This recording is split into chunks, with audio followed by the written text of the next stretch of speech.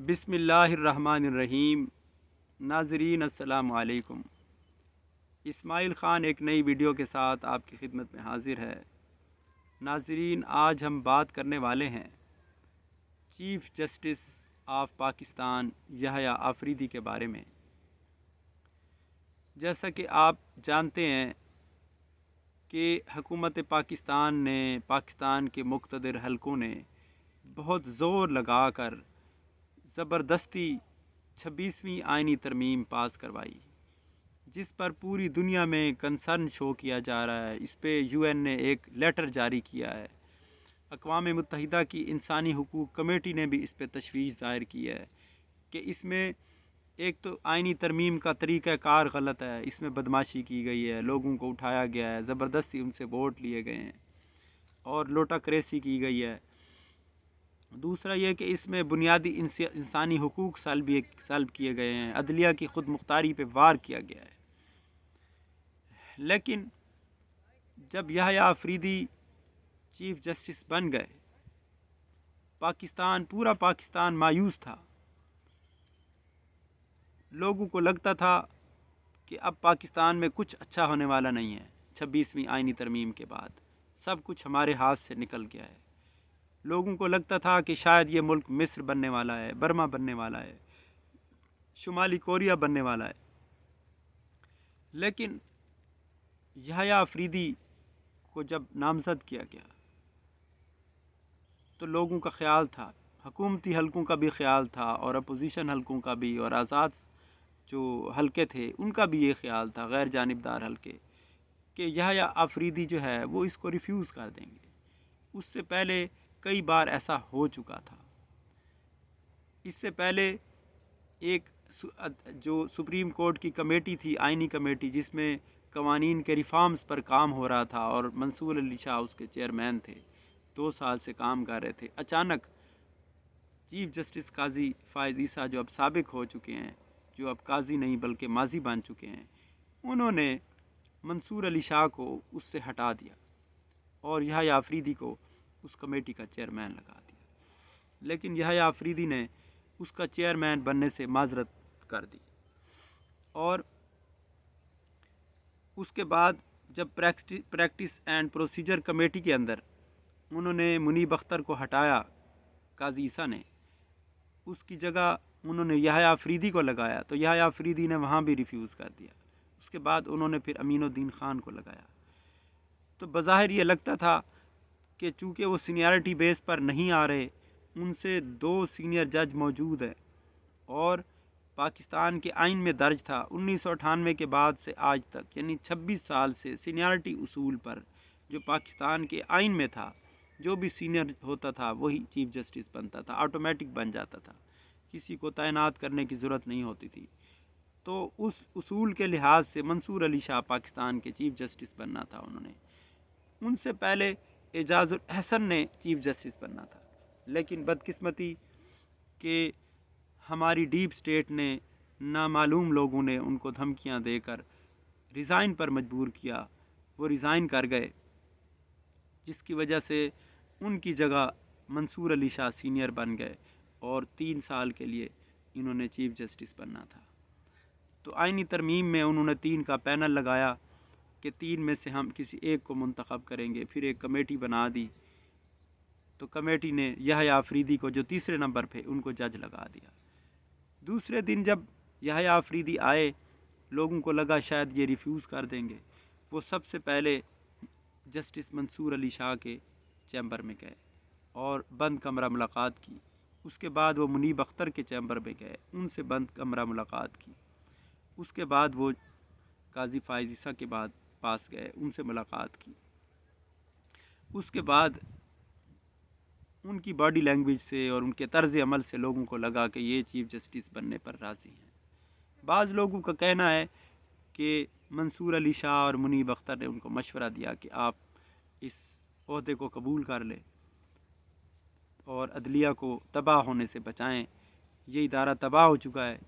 قاضی فائز عیسیٰ کی نالائکیوں، مفاد پرستیوں، بدتمیزیوں اور بد اخلاقیوں کی وجہ سے یہ ادارہ تباہ ہو چکا ہے، اور مداخلت کی وجہ سے اس میں انصاف کا نام و نشان مٹ چکا ہے، یہ انصاف کا مقبرہ بن چکا ہے، یہ انصاف کا ادارہ نہیں ہے بلکہ انصاف کا مقبرہ ہے۔ تو اب انہوں نے 26 کو جب حلف اٹھا لیا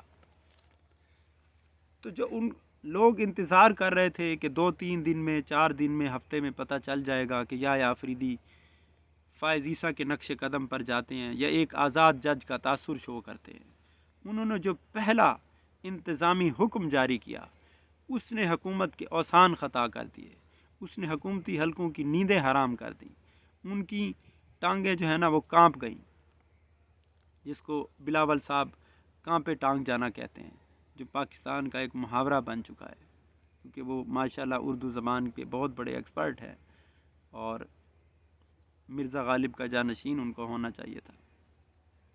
خیر، یحییٰ آفریدی نے پریکٹس اینڈ پروسیجر کمیٹی میں انہوں نے امین الدین خان کو، جو قاضی فائز عیسیٰ کے فیوریٹ جج تھے، انہوں نے منیب اختر کو نکال کے ان کو وہاں رکھا تھا، وہاں سے انہوں نے امین الدین خان کو نکال دیا اور اس کے بعد انہوں نے اس کی جگہ دوبارہ منیب اختر کو کمیٹی کا ممبر بنا دیا، اس کا اجلاس بھی ہو گیا اور اگلے ہفتے کے جو روسٹر ہے سپریم کورٹ کا، بینچز کا فیصلہ بھی ہو گیا۔ اس میں منصور علی شاہ شامل نہیں تھے کیونکہ منصور علی شاہ عمرے کی غایت سے وہ مکہ میں ہیں، سعودی عرب میں گئے ہوئے ہیں۔ تو یہ جو یحییٰ آفریدی کا پہلا کھڑاک ہے، اس نے حکومتی حلقوں میں تشویش کی لہر دوڑا دی ہے کہ جو کچھ بھی ہم نے کیا، جو کوششیں کی، وہ کوئی بھی کامیابی ہمیں نصیب نہیں ہوئی۔ مجھے اس پر وہ میر کا شعر یاد آ گیا، الٹی ہو گئیں سب تدبیریں، کچھ نہ دوا نے کام کیا، دیکھا اس بیماری دل نے آخر کا کام تمام کیا۔ یعنی جو کچھ انہوں نے چاہا تھا وہ نہیں ہو سکا۔ پھر منصور علی شاہ لیٹر لکھ چکے تھے، انہوں نے کہا کہ جب تک اس کی توثیق پریکٹس اینڈ پروسیجر ترمیمی آرڈیننس کی توثیق فل کورٹ ریفرنس سے یا فل کورٹ اجلاس کے ذریعے نہیں کرائی جاتی، میں اس کمیٹی میں نہیں بیٹھوں گا۔ تو انہوں نے فل کورٹ اجلاس بھی بلا لیا جو 1-2 دن میں ہونے والا ہے، اور یہ بھی شنید ہے کہ یہ 2 اجلاس ہوں گے، جسٹس منصور علی شاہ کی واپسی پر ایک اور اجلاس بھی ہوگا، اور جسٹس منصور علی شاہ جاتے جاتے ایک خط بھی لکھ گئے جو نہایت سخت زبان استعمال کی گئی ہے۔ شاید پاکستان کی عدالتی تاریخ میں کسی چیف جسٹس یا کسی جسٹس کے خلاف اتنی سخت زبان ان کے کولیگ نے استعمال نہیں کی، اور میں سمجھتا ہوں، جو میری ذاتی رائے ہے، کہ اس خط کا ایک ایک کلمہ، ایک ایک لفظ حق پر مبنی ہے۔ انہوں نے جو کچھ قاضی فائز عیسیٰ کے بارے میں کہا وہ بالکل حق پر مبنی ہے، سچ پر مبنی ہے۔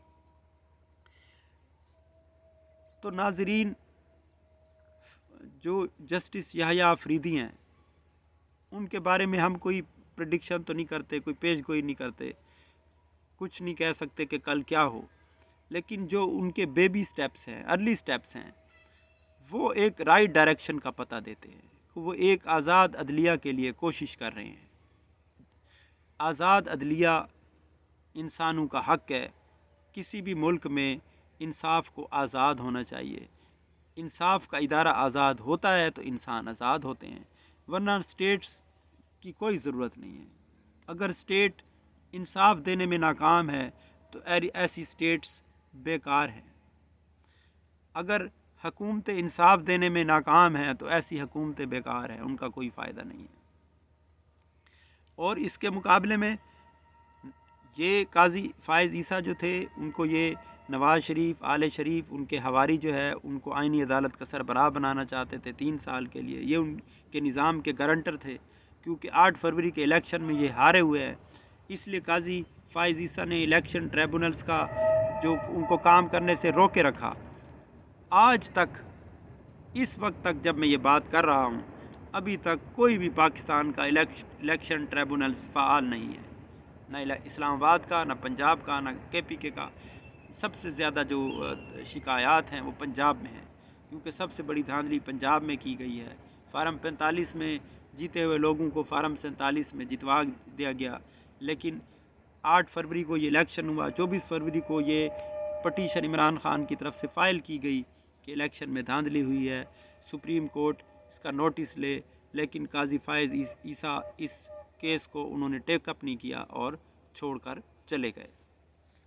اس کے بعد نواز شریف اپنے گارنٹر کو جاتا دیکھ کر انہوں نے ملک چھوڑ دیا۔ دبئی ایئرپورٹ پر اترے تو ان کے خلاف چور چور کے نعرے لگے، پھر جب وہ لندن میں گئے تو وہاں نعرے لگائے گئے۔ ان کے گھر کے سامنے بہت بڑا احتجاجی مظاہرہ ہوا، شیم شیم کی آوازیں سنائی دیں۔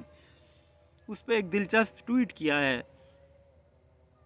الطاف حسین صاحب نے، جو MQM کے بانی رہنما ہیں۔ انہوں نے کہا کہ نواز شریف صاحب، آداب عرض ہے، آپ کو لندن میں ویلکم کرتے ہیں، آپ یہاں آ گئے ہیں، پہلے آپ 4 سال یہاں رہے، آپ کو گارنٹی دی گئی کہ آپ پاکستان آئیں، آپ آ کر وہاں پر الیکشن میں حصہ لیں، آپ کو پاکستان کا وزیر اعظم بنایا جائے گا، لیکن آپ سے دھوکہ کیا گیا، آپ کو وزیر اعظم نہیں بنایا گیا، آپ کے جو معاملات تھے وہ تو ٹھیک ہو گئے، آپ کی بیٹی اور آپ کے بھائی نے ہی آپ کی پیٹھ میں خنجر گھونپا، انہوں نے خود تو حکومت لے لی لیکن آپ کو انہوں نے ایک ناکارہ پرزہ بنا دیا۔ پھر انہوں نے ایک شعر لکھا ہے، انہوں نے کہا جب آپ جہاز میں سفر کر رہے ہوں گے تو ایک غالب کا ایک شعر ضرور گونج رہا ہوگا کہ نکلنا خلد سے آدم کا سنتے آئے تھے، لیکن بڑے بے آبرو ہو کر تیرے کوچے سے ہم نکلے۔ تو نواز شریف بے آبرو ہو کر پاکستان چھوڑ چکے ہیں۔ بہت سارے لوگ ملک چھوڑنے کے لیے پر تول رہے ہیں۔ ایک اطلاع کے مطابق لاہور کے ایک سینئر پولیس آفیسر جن کے 36 پلاٹ تھے، انہوں نے وہ سارے پلاٹ بیچ دیے ہیں اور پاکستان چھوڑنے کی تیاری کر رہے ہیں۔ بہت سارے لوگ جو اس کرپٹ نظام کا حصہ تھے، جو اس ظالمانہ سسٹم کے پرزے بنے ہوئے تھے، وہ سب اس ملک سے بھاگنا چاہتے ہیں۔ ان کو خطرہ ہے کہ اگر سپریم کورٹ نے انگڑائی لے لی اور انصاف کے لیے کھڑی ہو گئی تو پھر اس ملک میں ہمارے لیے کوئی جائے پناہ نہیں بچے گی۔ جو ہم نے اس قوم کا جینا حرام کر دیا تھا، PDM 1 نے، نگران حکومت نے اور PDM 2 نے، یہ پاکستان کی بدترین حکومتیں ہیں۔ اس سے بری حکومتیں پاکستان میں نہیں آئیں۔ یہ پاکستان کوئی آئیڈیل ملک نہیں ہے، نہ یہاں کوئی آئیڈیل جمہوریت ہے، نہ کوئی آئیڈیل سسٹم ہے، نہ آئیڈیل جوڈیشری ہے۔ پاکستان کے جتنے بھی نظام ہیں، پاکستان کا تعلیمی نظام ہے، سیاسی نظام ہے، بیوروکریسی ہے، کوئی بھی آئیڈیل نہیں ہے، سب تھرڈ کلاس ہے۔ لیکن انہوں نے اس تھرڈ کلاس چیزوں کو بھی، وہ بھی اب اچھی لگنے لگ گئی ہیں۔ انہوں نے ایسے ظلم ڈھائے، انہوں نے قوانین کو پامال کیا، آئین کو پامال کیا، روایات کو پامال کیا، معاشرے کے نظم و ضبط کو توڑا، تو اب یہ بے آبرو ہو کر پاکستان سے جا چکے ہیں اور شاید یہ اب واپس بھی نہ آئیں۔ اور حمزہ شہباز بھی پاکستان چھوڑ گئے ہیں۔ اب پتہ نہیں کتنے لوگ پاکستان چھوڑیں گے، کچھ کا پتہ چلے گا، کچھ کا نہیں پتہ چلے گا۔ تو اس میں دوبارہ یہی عرض کرتا ہوں کہ عبرت ہے، عقل والوں کے لیے نشانیاں ہیں کہ آخر جو لوگ انصاف کی کرسی پر بیٹھے ہیں، آپ تمام لوگوں کا ضمیر نہیں خرید سکتے ہیں۔ ہر انسان کے اندر ضمیر ہے، آپ پوری عدالتوں کو اپنا غلام نہیں بنا سکتے ہیں۔ میں نے پہلے بھی عرض کیا ہے کہ وہ کون لوگ ہیں جو آپ کو مشورہ دے رہے ہیں کہ یہ 24 کروڑ لوگ دنیا کی 5ویں بڑی قوم کو اپنا غلام بنا لیں۔ الحبس لیس بمذہبی ولو کان بذہبی، کہ قید غلامی میرا مذہب نہیں ہے، چاہے سونے کے پنجرے ہی کیوں نہ ہوں۔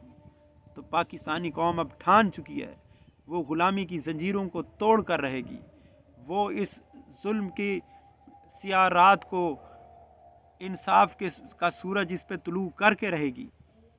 اور یہ ایک جنگ ہے، یہ ایک قانونی اور آئینی جنگ ہے، یہ ایک پرامن مزاحمت ہے۔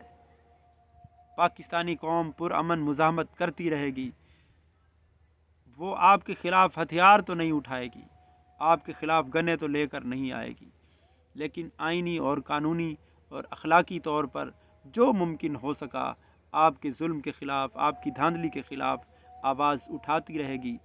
اگر پاکستان میں فیئر الیکشن ہوتے تو پاکستان کے وزیر اعظم عمران خان ہوتے، جنہوں نے 180 سیٹیں لے کر ریکارڈ قائم کیا ہے پاکستان کی تاریخ میں۔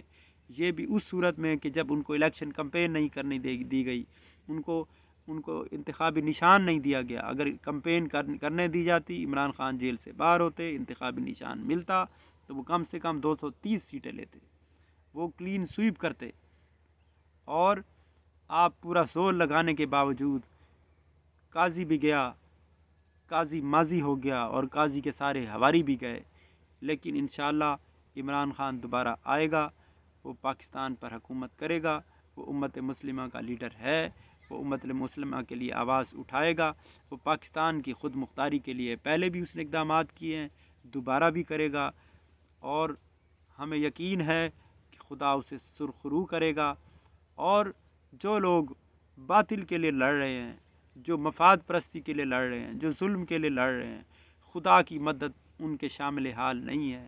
جو حق کے لیے کھڑا ہوتا ہے، خدا کی مدد اس کے ساتھ ہوتی ہے. جس کی نیت ٹھیک ہوتی ہے، خدا کی مدد اس کے ساتھ ہوتی ہے. اس لیے آپ اپنے پیش روؤں سے سیکھیں. آپ سے پہلے بھی بہت لوگ ظلم کر کے چلے گئے.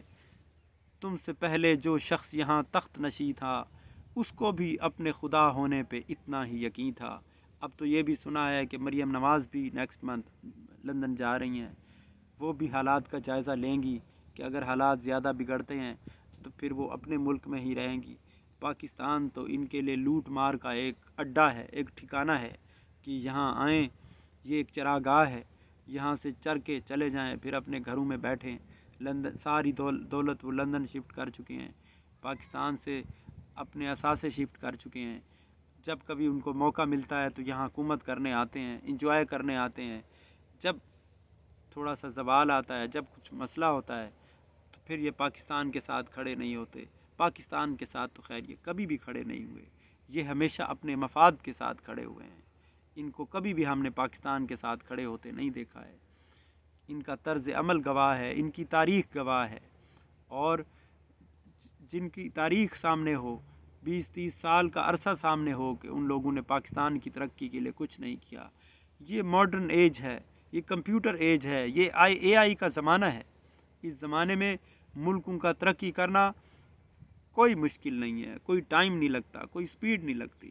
یہ وہ زمانہ ہے کہ ایک 28 منزلہ عمارت، صرف ایک 10 منزلہ عمارت 28 گھنٹے میں بن سکتی ہے. یہ وہ زمانہ ہے کہ 1200 کلومیٹر پٹڑی جو ہے وہ ایک دن میں بچھائی جا سکتی ہے. تو اس زمانے میں ترقی کرنے پر کوئی ٹائم نہیں لگتا. اگر ترقی آپ کرنا چاہیں، اگر آپ سامراج کے غلام نہ ہوں، اگر اپنے ذاتی مفادات کے غلام نہ ہوں، اگر اپنی خواہشات کے غلام نہ ہوں، آپ اگر اس ملک کے لیے کچھ کریں گے تو قوم آپ کو رسپیکٹ بھی کرے گی. اگر آپ نے ملک کے لیے اچھا کیا ہوتا تو دبئی ایئرپورٹ پر آپ کو چور چور نہ کہا جاتا، آپ کو لندن میں شیم شیم کے نعرے نہ لگتے، آپ کو رسپیکٹ ملتی، آپ کو عزت ملتی. لیکن افسوس کہ آپ نے عزت کی بجائے دولت کا سودا کیا، اپنے مفاد کا سودا کیا، اور آپ دونوں چیزوں سے ہاتھ دھو بیٹھیں گے. آج تک کے لیے اتنا ہی. انشاءاللہ ملتے ہیں نیکسٹ ویڈیو میں. اللہ حافظ.